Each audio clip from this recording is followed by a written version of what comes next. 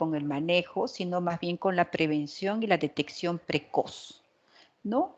De los casos, porque como vamos a ver en el transcurso de la capacitación, es muy frecuente y a veces es confundido como un estado normal del adolescente. Comenzamos entonces. Voy a comenzar con un caso clínico tipo, ¿no? Para que ustedes vean cómo a veces nos podemos confundir un cuadro de depresión con un comportamiento habitual o esperado, ¿no? Carlos es un adolescente de 17 años que viene al centro de salud de ustedes, puede ser, ¿no? Cuando sean serunistas, por insomnio, cansancio, no se concentra bien, ha bajado su rendimiento y está desanimado. Relata que tiene pocos pero buenos amigos, consume alcohol ocasionalmente, tuvo una embriaguez importante a los 15, como muchos de los adolescentes cuando terminan secundaria, tuvo un noviazgo importante que terminó hace poco, lo que lo relaciona con el comienzo de sus síntomas, ¿no? Sus padres se separan cuando él tiene 13 años en relación a que tenían muchas peleas repetidas, ¿no? Llegando incluso a la violencia familiar.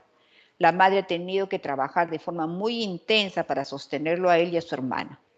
Su papá ha formado una nueva relación de pareja desde entonces y mantiene una relación esporádica y superficial con ellos. Él estudia ingeniería, está en primer año, este semestre ha perdido casi todos los cursos en relación a sus molestias que están arriba, ¿no? Esta dificultad de concentrarse, su desánimo, su insomnio. Al tratar de estudiar no se puede concentrar. Él quisiera realmente haber estudiado teatro, pero su papá se opuso y le dijo que si no estudiaba ingeniería no le iba a financiar los estudios. Entonces, como que le obliga a hacer algo que tal vez él no está preparado. Probablemente para muchos de ustedes hay muchos de los síntomas de depresión por lo que ya estamos hablando, pero también los que ya han rotado conmigo, había mucho de riesgo en este adolescente. Entonces, cuando yo comencé a conocerlos a ustedes en el primer segmento que se llama de crecimiento y desarrollo normal, ya les venía hablando que el manejo adolescente tiene que ver con factores de riesgo y factores protectores. Entonces, este muchacho, Carlos, tenía ya factores de riesgo que podía usted irle diciendo que va a tener un factor probablemente o una conducta posterior de riesgo como que es la depresión. ¿Y cuáles son estos factores? ¿Qué es lo que puede haber desencadenado en nuestro paciente Carlos esta situación de tristeza? La separación de sus padres, sí, puede ser, ¿no? Sobre todo porque luego de separarse, estos padres están distantes. El papá al menos, el varón está distante y la madre está ausente porque labora mucho. La violencia intrafamiliar está descrito en factores de riesgo que la violencia es un factor importante, ¿no? Para cualquier conducta de riesgo, en este caso para la depresión. Estudiar una carrera que él quiere estudiar teatro, pero se ve conminado a estudiar ingeniería. Entonces, hay acá también una falta de escucha a los intereses, habilidades y potencialidades de nuestro paciente Carlos. Terminar su relación afectiva importante con la novia, ¿no? También, ¿no? Desligarse, el soporte, el afecto terminado siempre produce un cuadro de tristeza. Relación con los padres conflictiva porque el papá no le entiende, ¿no? Es un padre autoritario, dominante, ¿no? Y una figura materna ausente. Si uno comienza a ver acá, hay muchos checks que están sobre todo en la familia, ¿no? En esta familia.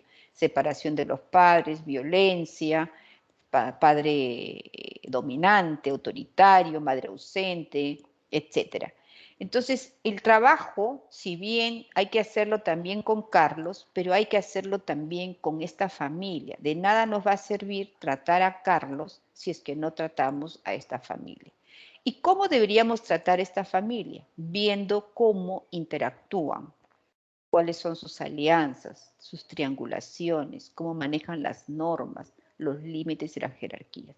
Entonces, el trabajo del adolescentólogo en pacientes que pueden tener depresión, como en este caso de Carlos, no está situado solamente en darle un manejo a Carlos, de darle antidepresivos o referirlo al psiquiatra, si ustedes quisieran, si ustedes ven que esto es necesario, sino es también trabajar con el sistema que está desencadenando la tristeza de mi paciente. Y en este sistema, Carlos, en la familia de Carlos, sobre todo está en el problema de la familia. Entonces, el trabajo de ustedes va a ser exactamente revisar esto, ¿no? Cómo estos papás están haciendo de repente alguna triangulación con Carlos, cómo manejan las normas, las jerarquías, ¿no? Que lo escuchen, cómo interactúan con nuestro paciente. Entonces, dicho esto, y si les queda claro que esta clase no tiene mucho que ver exactamente con manejo de la depresión mayor, que eso ya es un trabajo del psiquiatra, mi posición es que ustedes tengan presente la depresión como parte de un proceso donde ha habido factores de riesgo, como en este caso, y que deben de detectarlos. Si un pediatra está cercano a este paciente, sabía que este paciente Carlos tenía factores de riesgo que le iban a llevar a una conducta de riesgo, llámese drogas o llámese de depresión. Entonces vamos a hablar ahora bajo ese punto de vista, ¿no? Cómo detectarla, cómo hacer un acercamiento y cómo manejarla desde la mirada de un pediatra adolescentólogo. ¿Qué tan frecuente es la depresión, colegas? En Latinoamérica, la prevalencia de trastornos mentales está en 12.7 y en adolescentes está en 15%. La mitad, ¿no?, de los trastornos mentales comienzan a los 14 años, comienzan en la edad adolescente, ¿no? Pero la mayoría no son detectados ni se tratan. Por eso, ojo, ojito, hay que estar alertas, hay que estar atentos. ¿A qué? A los factores de riesgo, colegas, disculpen que sea recidivante, no sé, o repetitiva es la palabra, repetitiva. Y factores de riesgo, como ustedes recuerdan, personales, familiares y comunitarios. Porque si ustedes estuvieran atentos, podrían decir, este paciente va a caer en una conducta, en una depresión, ¿no? En el Perú, los trastornos mentales están en el 20.7% y en el niño, niña, adolescente en un 21%. Y de estos trastornos mentales, el más frecuente es la depresión, seguida por la ansiedad, consumo de alcohol, con problemas de conducta de la niña, niña, adolescente. Y las condiciones que pueden incidir en la salud mental es el embarazo adolescente, una maternidad temprana, obviamente, y hemos hablado muchas veces de la falta de desarrollo cerebral de nuestro paciente, las enfermedades crónicas, ¿no? Si tenemos diabéticos crónicos, lupus, insuficiencias renales crónicas, pues, ¿no?, que lo llevan a ponerse triste, y los trastornos alimenticios como la bulimia o la anorexia, que puede también llevar hacia problemas de salud mental.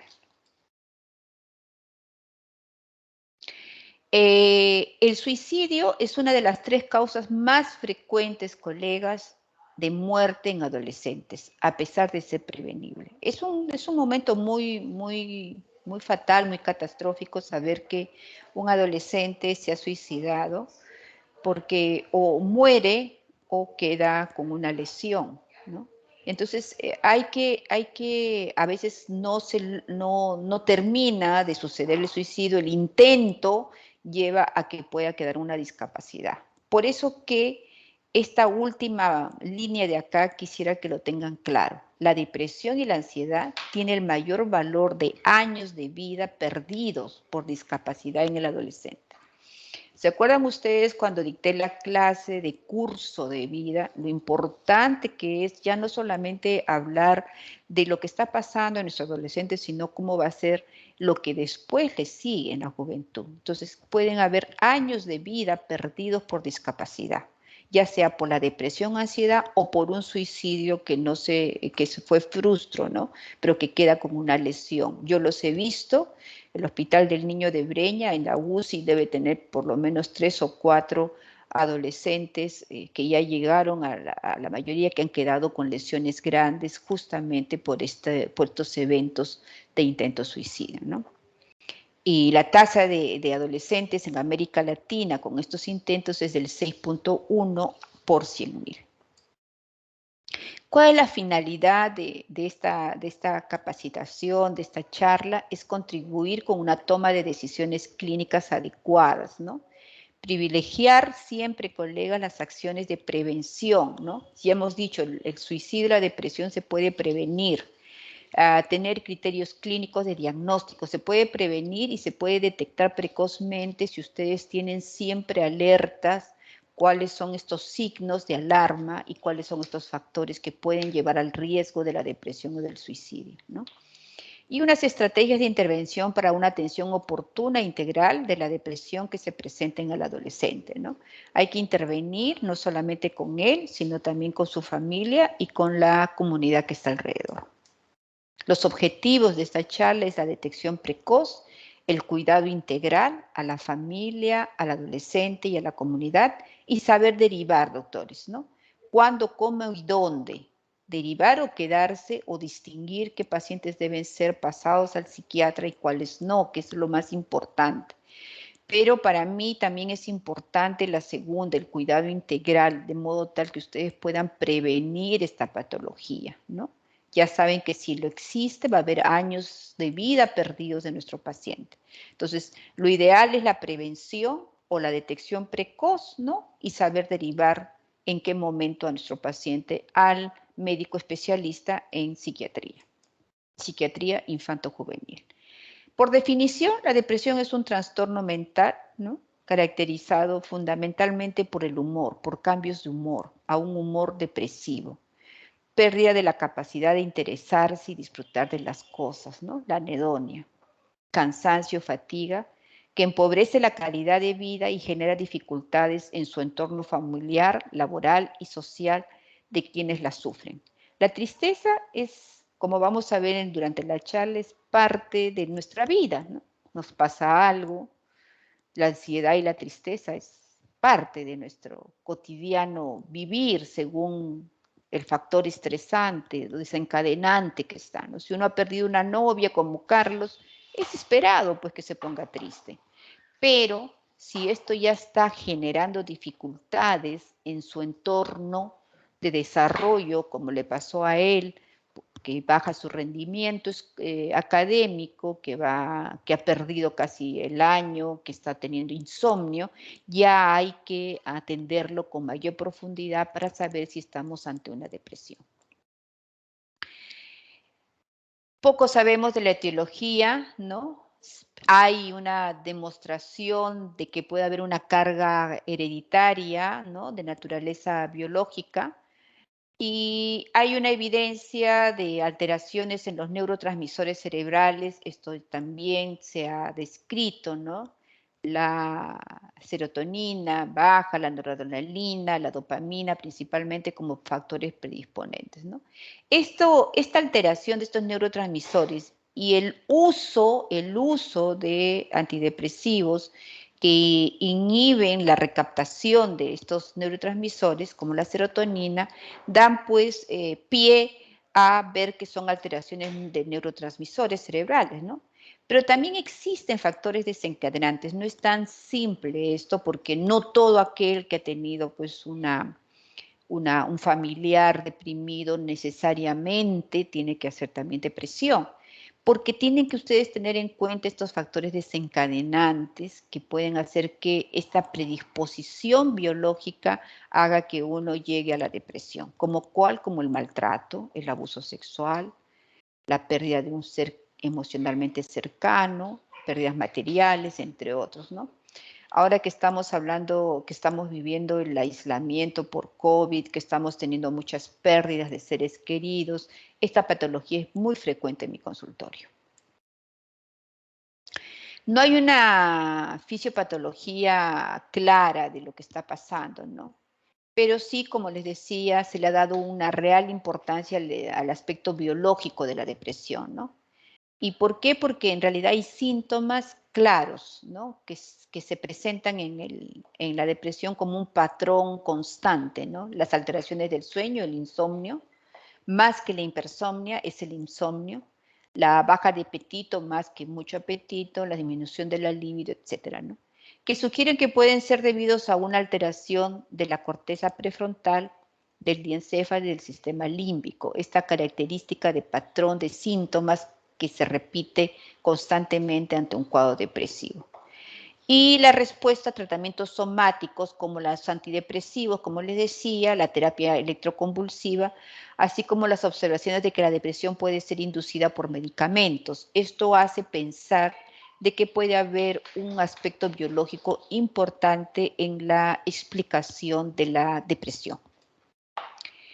La epidemiología de la depresión en nuestro país es importante, aunque sabemos, la que está descrita es la que trae el Ministerio de Salud, aunque sabemos que hay mucho subregistro, porque acabamos de comenzar la charla diciendo que más de la mitad de los casos de depresión no son diagnosticados, ¿no?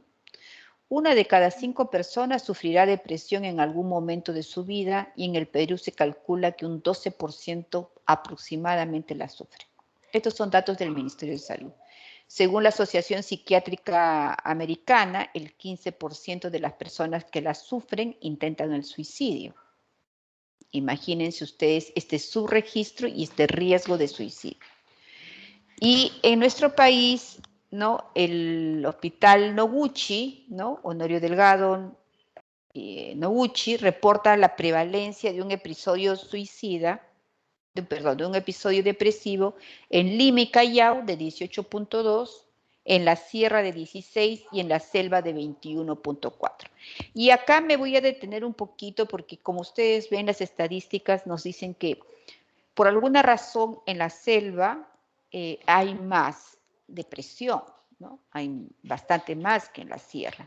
Y esto nos da pie a pensar que cuando uno habla de depresión existen factores asociados como el medio ambiente, que hace que probablemente la cultura o el tema social que está ahí inserto hace que haya más depresión en esta zona. Entonces, justamente hablemos de los factores de riesgo asociados. Vuelvo a repetir, la depresión tiene sí un componente probablemente biológico por lo que hemos explicado, por las respuestas que tenemos al aumento de neurotransmisores, a la clínica clara, pero también hay otros factores asociados, como cuál, colegas, como el medio ambiente, ¿no? Ahí existe pues características culturales y sociales que ustedes tienen que valorar en la consulta. En algunas culturas la tristeza puede expresarse solamente como dolor físico, ¿no?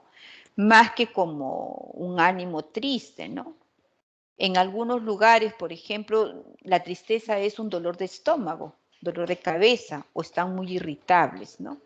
Hay aislamiento social, puede haber enlentecimiento. Esa es la forma como culturalmente ellos expresan su tristeza, ¿no? Con dolor de barriga. Así es, colega. Entonces tienen que tener en cuenta el medio ambiente. Y también, por ejemplo, el tema de género, ¿no? Es conocidísimo por nosotros que las chicas, las mujeres, las chicas, tienen más facilidad de hablar de este tema, ¿no? Como que no tienen ningún prejuicio de hablarlo, pero el varón no, ¿no? Porque el varón cree o siente que hablar que está triste significa como una falta de carácter o debilidad. Y como por género nos han enseñado que el hombre tiene que ser fuerte, protector, tiene que sobrellevar los problemas con fortaleza, demostrar tristeza o hacer una consulta por tristeza va en contra de lo que su género le ha marcado. Entonces, ojo, ojito, siempre hay que tener presente el medio ambiente, la cultura y los rasgos de género que nos han implicado. En lo que es estilos de vida, ¿no? Tener falta de estabilidad y afectividad en la familia puede producir en el adolescente factores de riesgo para que pueda desencadenar la depresión. Ya hemos hablado muchas veces en mis charlas anteriores sobre la importancia de tener una familia funcional versus una familia disfuncional. En el caso de Carlos, por ejemplo, es una familia disfuncional total, ¿no? Porque había pues maltrato, ¿no? Violencia familiar, hay divorcio, hay ausencia, hay distanciamiento de los padres. Esa familia disfuncional genera pues una posibilidad de que haya en este paciente depresión. Y otra cosa que se ha asociado, que yo quisiera que ustedes lo recuerden, es que generalmente cuando un adolescente o un puber está deprimido, alguien más está deprimido en la familia. Y lo más cercano es la madre, ¿no? Entonces, cuando ustedes vean una mamá deprimida, sospechar de que de repente también su hijo o su hijo adolescente puede estar cargando esa depresión de la madre, ¿no? Porque hay una ligación muy cercana, ¿no? Además, pasan mucho tiempo a veces en la familia y viendo una mamá deprimida, con discusiones, con problemas, hace que este muchacho también pueda estar abrazando una depresión, ¿no? Y finalmente, decirles en estilos de vida que se ha demostrado que una creencia profunda como la religión es un factor protector, y yo ya les había enseñado también eso en las primeras clases, ¿no? Y lo digo porque si estamos hablando de estilos de vida, quiere decir que lo podemos modificar, ¿no? Podemos modificar de una familia disfuncional a una familia funcional, de una paciente que no está espiritualmente ligado a alguna creencia, llevarle a que lo tenga, y finalmente a una red social de apoyo, ¿no? Los amigos, los grupos, colegas, tienen una función importantísima en el manejo de la depresión, ¿no? El hecho de que el paciente no se sienta solo, un paciente con amigos, es un paciente que puede afrontar mejor los problemas de la cotidianidad, los problemas de la familia, los problemas de la vida diaria y no hundirse en una tristeza mayor. Y bueno, los factores hereditarios también, ya lo hemos hablado, existe pues una mayor predisposición biológica cuando en antecedentes tenemos familiares que han tenido depresión. Pero también, ojo, ojito, no significa que donde ha habido un familiar deprimido, necesariamente las otras personas de la historia familiar tienen que caer en depresión. Sí sirve para tal vez pesquisar y sirve para tenerlo presente y estar atentos, pero no necesariamente para condenar que esto va a suceder en todo el árbol genealógico de esta familia. ¿Cuál es el cuadro clínico que ustedes tienen que observar en adolescentes? Estamos hablando en niños y en adolescentes, ¿no? La tristeza patológica. Esta tristeza patológica tiene que ver, como les digo, en la cotidianidad hay muchas cosas que uno le puede poner triste, pero si uno, el paciente, tiene un ánimo constante de depresión, de tristeza, ellos le llaman, estoy un poco bajotoneado, doctora, ¿no? No tengo ganas de hacer nada, no tiene placer ni gusto por hacer las cosas, ni por brindar afecto, y tiene muchos sentimientos de culpa y le está estropeando ya su vida diaria, esto sí ya se convierte en una tristeza patológica, ¿no? El desgano, la anedonia, que ya lo hemos descrito, también es cuando este sujeto pues se vuelve apático, no tiene ganas de hacer nada, nada le causa placer, las cosas que antes le producían, el deporte, etcétera, ya no le generan alegría, ni el baile, ni nada. La ansiedad es muy frecuente, colegas, que se asocia a la depresión, ¿no? Siempre me han enseñado que un paciente ansioso por mucho tiempo va a terminar deprimido, ¿no? Y generalmente estos pacientes experimentan una extraña desazón, como un trasfondo constante de que algo no está bien, ¿no? Existe, ustedes bien saben, la ansiedad asociada a la depresión, pero lo que yo no voy a hablar de esa categoría diagnóstica, sino quiero que también sepan que la ansiedad per se está acompañando a veces a la depresión de nuestro paciente. El insomnio, ya lo hemos dicho como una característica de síntomas de la depresión, ya sea que se demoran pues en dormir en la noche, esto es muy frecuente en el adolescente, ¿no? No concilian el sueño, ¿no? O se despiertan muy temprano si ya no pueden dormir más, pero están pues con un mal ánimo, ¿no? Y un mal talante, están generalmente con hipersomnia todo el día, ¿no? Entonces ese sueño no ha sido satisfactorio, ¿no? Las alteraciones del pensamiento, a veces pensamientos de culpa, obsesiones, todo está mal, todo es catastrófico, ¿no? Estoy derrotado, no sirvo para nada, soy un inútil, etcétera. Es lo que suele acompañar a nuestros pacientes adolescentes que están deprimidos. Ustedes, bueno, qué pena que no hacen consulta, pero cuando hacemos consulta yo le pregunto y el adolescente sí me dice, sí, doctora, yo soy culpable que mis padres estén peleados, ¿no? Yo soy culpable que mi mamá reniegue mucho, ¿no? Yo soy culpable que mi mamá esté triste, ¿no? Etcétera.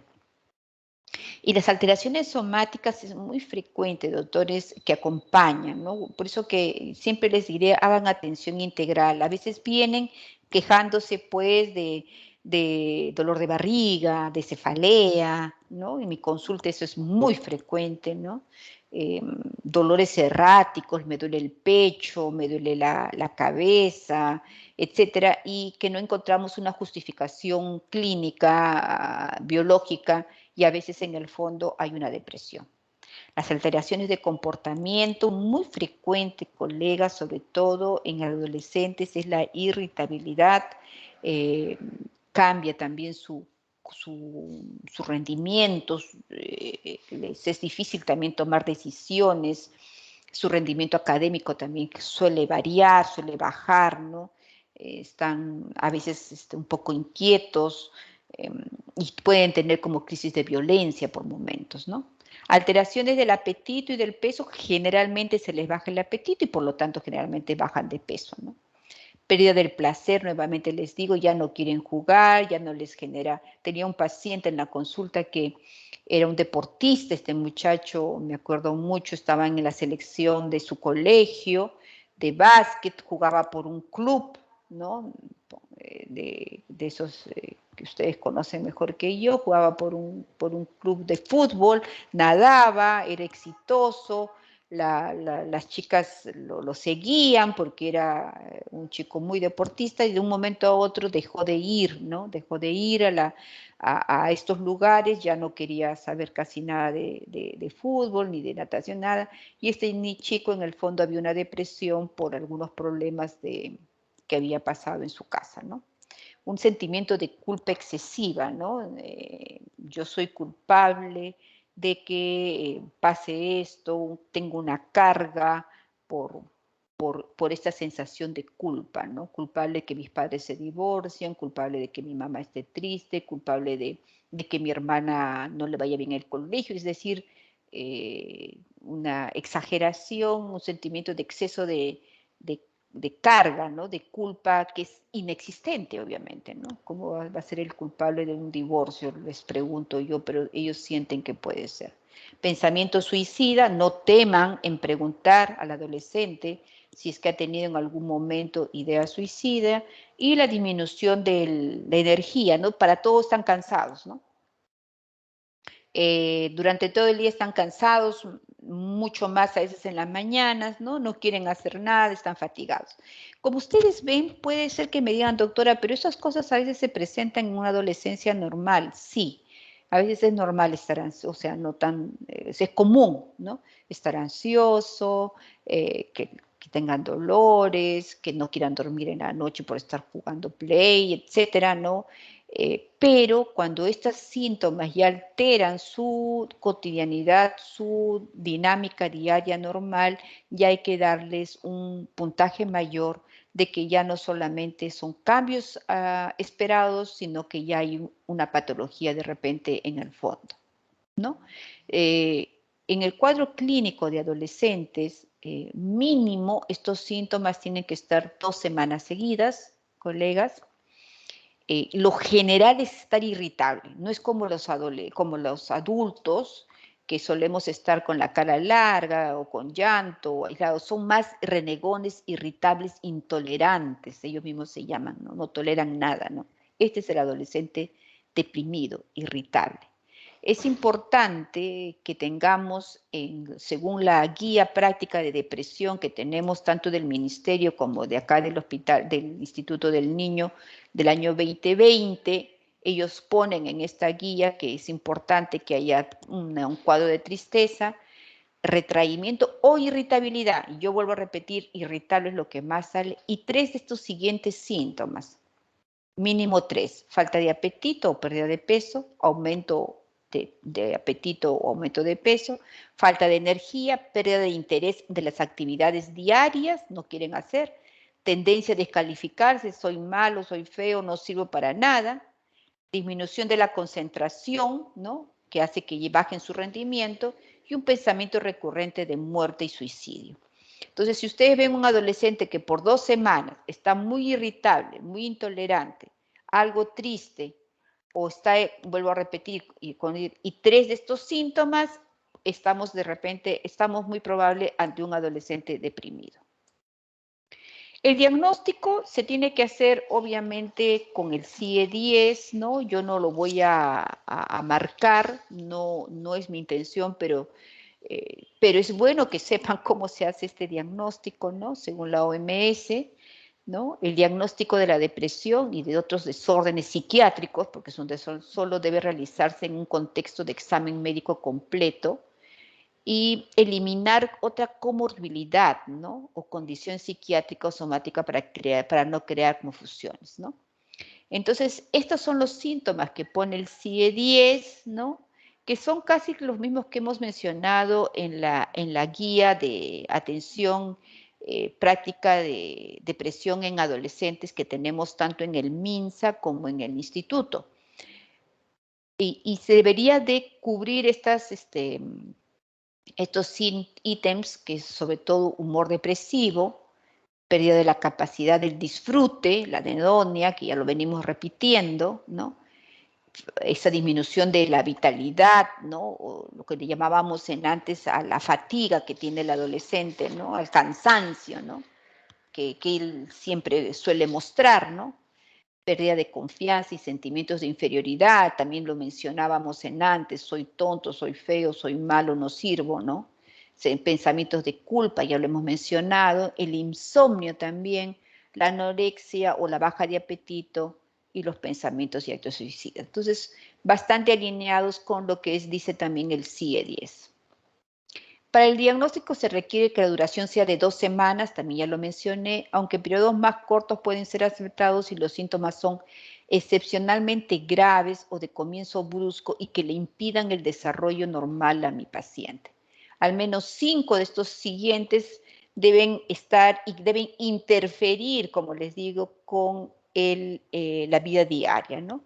Y nuevamente repito, hay muchos que de repente ustedes me digan, pero doctor, usted nos enseñó que el paciente puede estar irritable. Sí, pero si ya te están interfiriendo con la vida diaria, ya no es una irritabilidad esperada de la adolescencia, sino puede estar configurándose esta depresión, sí, que también se asocia a pérdida de interés a las actividades de vida diaria que están acá, ¿no? Con los amigos, deporte, videojuegos, fracaso en el aumento de peso, como normalmente se espera, por baja de peso, por baja de apetito, perdón, o bulimia. Claro, en el adolescente hemos hablado, en las primeras clases, que uno espera que tenga un crecimiento, una velocidad de crecimiento alta y una velocidad también, obviamente, de IMC que va a aumentar, pero en ellos no se logra por esta baja de apetito, ¿no? Y lo que también ya les he dicho, lo somático que acompaña, ¿no? Dolor de cabeza, de estómago, ¿no? Estar en la noche con insomnio, viendo televisión, ¿no? No quererse levantar en la mañana, están sumamente cansados. Hablar acerca de huir de casa o hacer esfuerzos para huir, aburrimiento persistente. Por ejemplo, este aburrimiento es muy frecuente en cualquier adolescente, más ahora en época de aislamiento, ¿no? Bajo rendimiento en la escuela, ya les he dicho, ese para mí es uno de los síntomas importantes, ideas y comportamientos suicidas, ¿no? El diagnóstico diferencial está basado en que ustedes deben de diferenciar una depresión clínica que es suficientemente grave e incapacitante como para requerir intervención, de la tristeza o angustia que forma parte normal de la experiencia humana. Ya les digo, tanto estar alegre como estar triste es parte de nuestra vida, ¿no? Es parte de nuestra experiencia, va a depender del incidente que nos ha pasado, de la secuencia que estamos viviendo, del factor que nos está desencadenando esta alegría o esta tristeza. Pero hay que diferenciar de la depresión clínica cuando esta es suficientemente grave o incapacitante para su vida diaria, ¿no? La disfunción social u ocupacional a un nivel elevado de angustia distinguen de la depresión de la tristeza transitoria, que es una consecuencia de la vida normal, ¿no? Vuelvo a repetir, es normal, pero si hay una disfunción, ya no es tan normal, ya debe ser algo más profundo. Y el diagnóstico diferencial tiene que estar también con los trastornos adaptativos, ¿no? Cuando surge un estrés, que lo hemos identificado, llámese muerte, separación de nuestros padres, pérdida de trabajo del papá, cambio de estatus, etcétera, surge un estrés que te puede llevar a un ánimo depresivo de adaptación, ¿no? Pero este ánimo adaptativo de depresión cesa cuando ya uno termina el suceso o se adapta a este suceso. Vuelvo a repetir, es normal que uno esté estresado cuando pasa algo, ¿no? Pasa algún suceso que me desencadenó esta tristeza. O me adapto o ya pasa el suceso y pasa también esta depresión. Eso se llama un trastorno adaptativo del estado de ánimo depresivo. Y otras condiciones también que te pueden llevar a depresión son estas, ¿no? Condiciones farmacológicas. Está demostrado que el corticoide, la metildopa, la cimetidina, las fenotiacidas, la abstinencia a anfetaminas y otras te pueden producir depresión. Infecciones como las neumonías, la mononucleosis, la TBC, las crónicas sobre todo, también te pueden dar depresión. Las endocrinológicas como el hipotiroidismo, la enfermedad de Cushing, de Addison, el ESEN, las inmunológicas, el ESA, el lupus, la artritis, pueden también causar depresión. En las enfermedades neurológicas como un traumatismo encefalocraniano, una crisis convulsiva, tumores, te pueden también causar depresión. Y las deficiencias nutricionales como tener baja vitamina B12, ácido fólico, niacina o tiamina también te pueden llevar a depresión. Entonces, definitivamente hay que hacer un diagnóstico diferencial. No todo es solamente un estado de ánimo. Puede haber una patología atrás que ustedes tienen que haber descartado para recién pensar en que podemos echarle la culpa a la clínica que trae nuestro paciente al estado de ánimo. Lamentablemente, pues no tenemos en nuestro país ningún laboratorio que nos pueda, una prueba de laboratorio, ni marcadores biológicos, pues que nos puedan utilizarse y poder detectar de rutina la depresión. Pero sí hay escalas auxiliares para evaluar la gravedad inicial y la evolución del tratamiento, ¿no? Hay exámenes de laboratorio para descartar que no haya las patologías que mencioné en el cuadro anterior, ¿no? Y las pruebas psicológicas, ¿no? Pero créanme, colegas, que ninguna de estas ayudas es indispensable. El diagnóstico es eminentemente clínico luego que ustedes hayan descartado una patología médica o un cuadro que esté disculpando la clínica que trae el paciente. Entre las escalas más conocidas tenemos la escala de autoevaluación de Hamilton, que también se usa en adolescentes, ¿no? Y se valora la gravedad del cuadro y también sirve para ver el seguimiento de nuestros pacientes, cómo va desarrollándose este cuadro durante el tiempo. Entre las medidas más importantes de esta charla es la prevención, ¿no? ¿Cómo prevenir, colegas? Primero, como siempre les diré, desde que por curso de vida, desde muy pequeñitos, antes de entrar a la adolescencia, ya nosotros debimos haber trabajado la familia, que sea una familia funcional, que le dé una buena soporte a nuestros adolescentes, que esté cohesionada, como decía en el cuadro de Carlos, que manejen jerarquías, que manejen límites, que manejen normas, ¿no?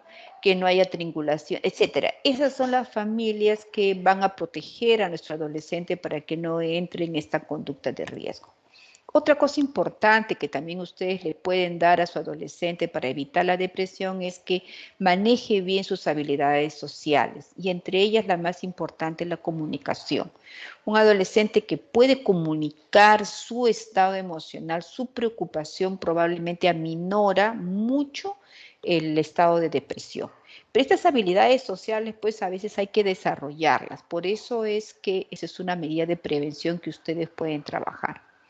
Crear una red social adecuada, ¿no? Pertenecer a una red social, que viene a ser pues un grupo de amigos buenos, un grupo de soporte social adecuado. Ahí para eso viene todo el trabajo en la comunidad, ¿no? Estar inserto en una buena grupo social que te pueda dar el soporte cuando tienes estas dificultades de la vida diaria que no estamos exentos y que puedas salir prontamente de esa tristeza y no quedarte ahí anclada y lo peor, profundizarla más, ¿no? La actividad física está demostrada, colegas, que mejora la depresión, ¿no? Tiene una implicancia que no solamente tiene que ver con la elevación de la autoestima, porque bueno, pues hay un refuerzo positivo de la imagen corporal, se estimula la capacidad de autocontrol, se oxigena mejor, mejora la circulación del sistema nervioso, etcétera, aumenta también las tasas de noradrenalina y otros neurotransmisores, etcétera. Eso es la actividad física, nos ayuda mucho, pero también la actividad deportiva, ¿no? El plan de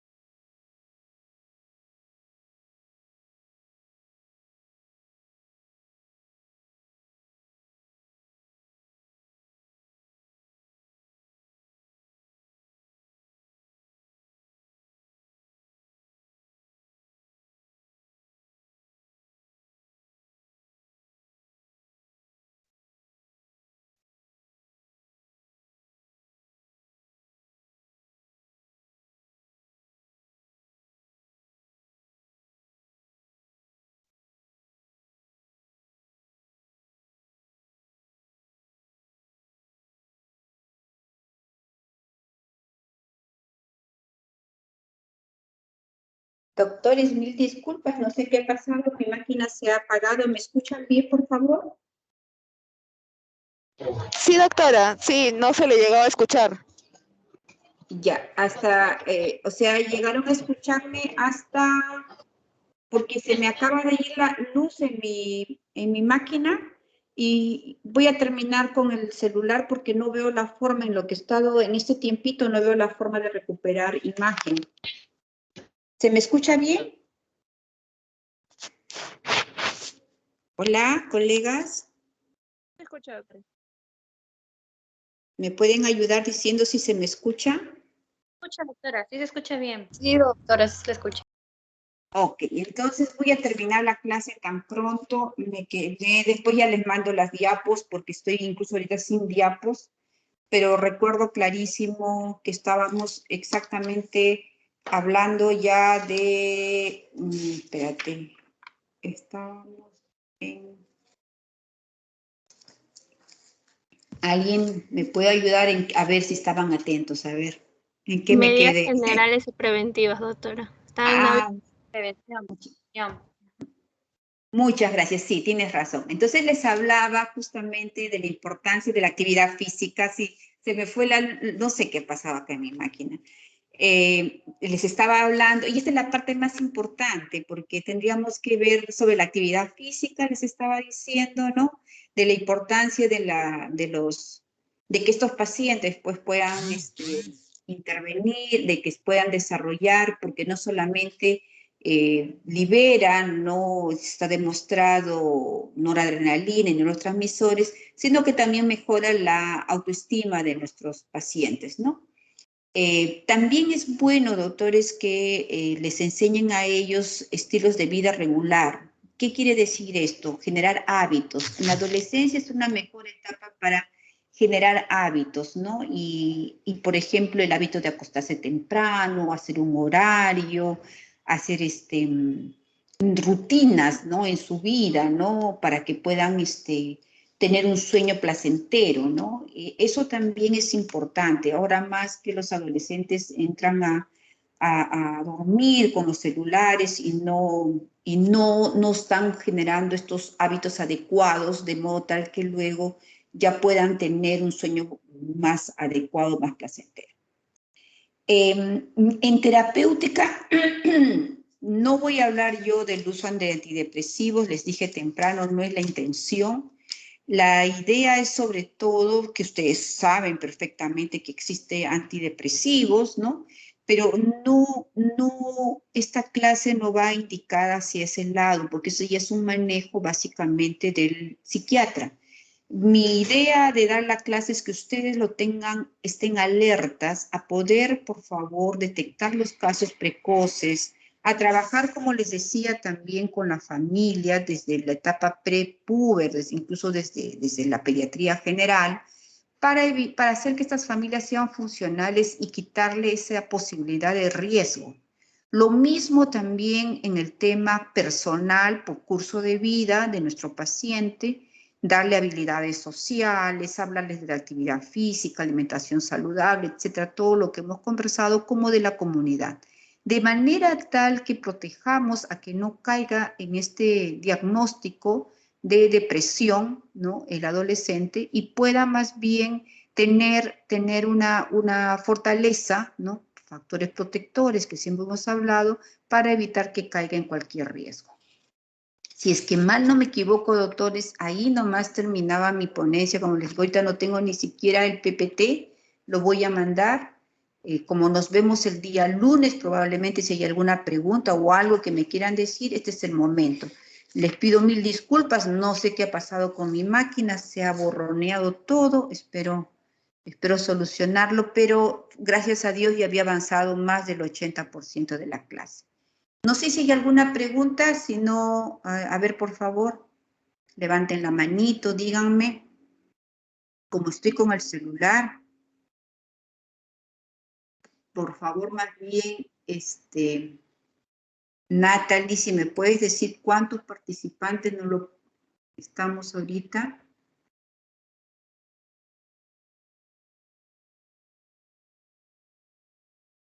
A ver, creo que sí puedo ver. 34 participantes, ¿no? Sí, ya los vi. ¿Alguna pregunta, por favor?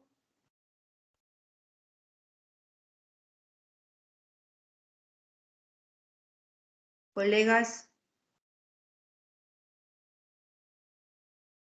Doctora, disculpe, ¿qué podríamos hacer cuando vemos que hay factor de riesgo, ¿no? Para que hay un conflicto intrafamiliares en estos posibles niños, y nosotros no digamos, se supone que se debería romper el ciclo, pero si nosotros no, es como, ¿qué podríamos ayudar en lo poco para que este niño no llegue, ¿no? A tener este tipo de problemas, ¿no? Si tú ves, Harumi, ¿no? ¿Es la Sí. que ha hablado? Ok, Harumi. Si tú ves, Harumi, y ese es un privilegio que tenemos los médicos de atención primaria y los pediatras. Si tú ves que esta familia y ya comienza a dar síntomas de disfuncionalidad, que es lo que yo te entiendo, tú tienes que hablarles siempre de cómo debe ser funcional para el adolescente. Esa es la forma que tú le puedes ayudar. Como tú viste en el caso de Carlos, cuando te comienzo a enseñar las láminas, acá había mucho que trabajar. Si hubiéramos trabajado antes de los 17 años, tal vez hubiéramos podido prevenir, ¿no? Yo no estoy hablando de que no se divorcie. Ese es un tema que no podemos, no nos compete a nosotras, pero sí que sea una separación que no traumatice a mi paciente. Este paciente, por ejemplo, en este caso de Carlos, vivía violencia, un padre que se separa, se hace ausente, una mamá que también se vuelve, etcétera. Todo eso tú lo puedes trabajar y prevenir que sea un factor de riesgo en tu adolescente. ¿Cómo? Pidiendo a este padre que esté más presente. Si es que el padre murió o el padre se fue al extranjero, bueno, pues buscas un familiar adulto que sea un referente positivo para tu paciente. Ese es el trabajo que hacemos desde este servicio de adolescente. No sé si con eso, Harumi, ¿quedó claro? Sí, es que mi consulta es que a veces va que por parte de la familia se cierra mucho a que tener, digamos, tipo de ayuda de psicóloga, ¿no? Y a veces No, cuando... claro. Es que, gracias, Harumi. Es que esto no es algo que un psicólogo trabaja, es algo que tú trabajas como médica. Entonces, hay algo, Halumi, que a mí siempre me va bien, que es que el padre ama a su hijo. Es casi muy raro encontrar un padre que no ame a su hijo. Entonces, vuelvo a repetirte, desde tu sitio privilegiado de ser la médica de ese niño, de ese adolescente, tú puedes dar indicaciones. No, yo tampoco pienso que la familia no debe ir al psicólogo. No, no, no, no. No estamos patologizando la familia. Lo que pasa es que los padres no saben, Harumi, a cómo manejar la situación, no saben cuánto ser buenos papás al adolescente. Y vuelvo a repetir la lámina tercera cuando tengas el PPT, que es una familia funcional, es tener las jerarquías claras, los límites claros, las normas claras, ¿no? Así tendría que ser este desarrollo. Ya, doctora, gracias. Muy bien. Los dejo un ratito, doctores, los dejo ya. Doctora, disculpe. ¿Aló? ¿Me escucha? Sí, sí te escucho. Ay, doctora, disculpe. Pensé, no tengo buena señal ahorita. Sí, sí les escucho. Yo doy por Aló, terminada no. ya la clase. Ah, Natalie, ¿quieres hablarme? ¿Aló? Aló, doctora, ¿me escucha? Sí, te escucho ¿Aló? Ah, perfectamente. ya, no sabía que me había consultado. Lo que pasa es que tengo la señal un poco baja y Ya. no le pude escuchar.